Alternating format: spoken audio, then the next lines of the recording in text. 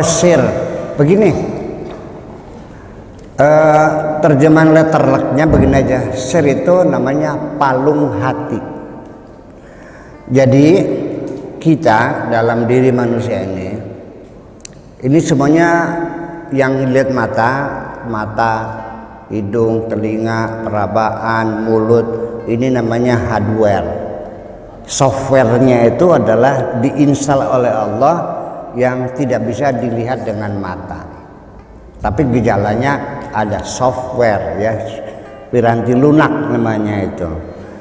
Nah, ini ada hati, ada perasaan, ada angan-angan, ada ingatan, nanti emosinya ada marah, ada sedih, segala macam semuanya itu. Nah, begini, bahwa kita ketika berkomunikasi ada masalah. Kalau saya bicaranya di tengah-tengah akademisi di perguruan tinggi, yang hadir itu para dekan, para rektor, apa saya bilang? Saya mau bicara tanpa berpikir, yang penting saya bicara. Anda paham silakan, tidak paham silakan. Anda orang pintar semuanya, itu aja. Tapi kalau saya bicara di daerah terpencil, saya mikir 4-5 kali bagaimana supaya mereka paham. Ya, dengan contoh, berbagai macam contoh supaya paham. Sehingga komunikasi dengan bahasa sendiri ini juga memerlukan pengalaman panjang. Saya bisa berkomunikasi dengan semua lapisan masyarakat karena jam terbang saya sudah lama sekali. Sejak tahun 68 saya sudah biasa berceramah. 68, 67 sudah berceramah sampai sekarang. Nah, oleh karena itu, maka dalam berkomunikasi dengan bahasa pun itu bermasalah.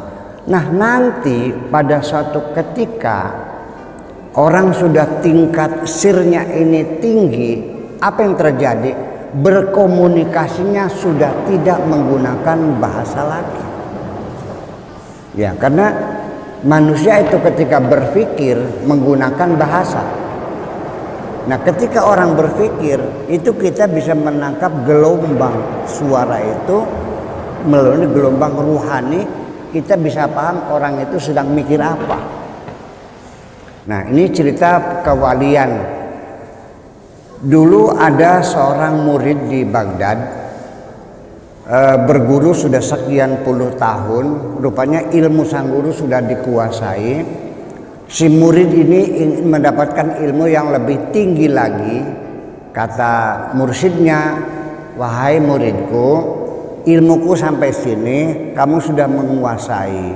Kalau kamu ingin lebih tinggi lagi, andaikan S2 dan S3-nya, silakan pesantren ke padepokan yang lain. Ditunjukkan ke Lebanon waktu itu.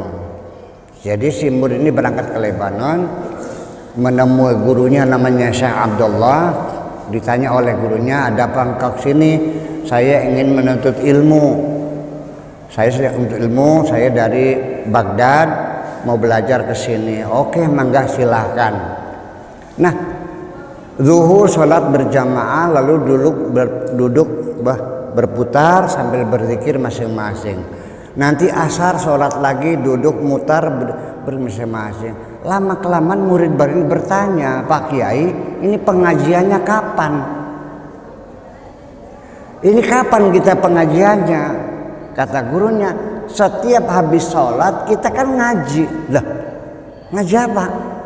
Coba panggil murid yang lain. Tadi pada zuhur ngaji apa? Ngaji balaghah. Apa mata pelajarannya waktu itu? Bab isti'arah. Terus ada yang bertanya enggak? Ada.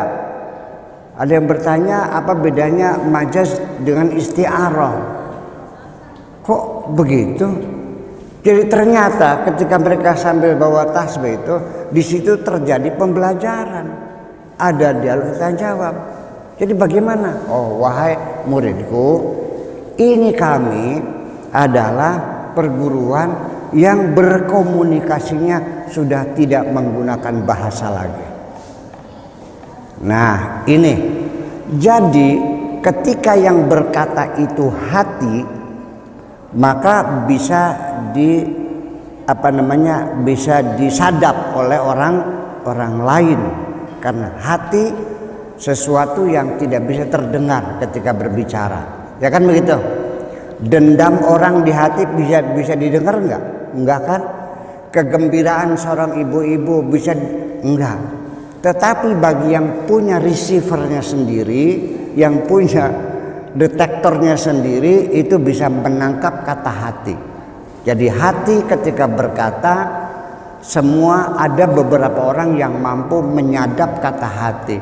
Tetapi ketika itu adanya di dalam sir, nah lebih dalam dari hati, maka tidak ada siapapun bisa mengetahui apa yang ada di dalam sir itu.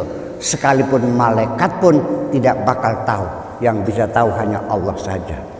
Ini sudah saya kira. Ya Rasulullah, ya Nabi, laka syafa'ah, wa hadha matlabi ya Nabi, ya Rasulullah, ya Nabi, laka syafa'ah.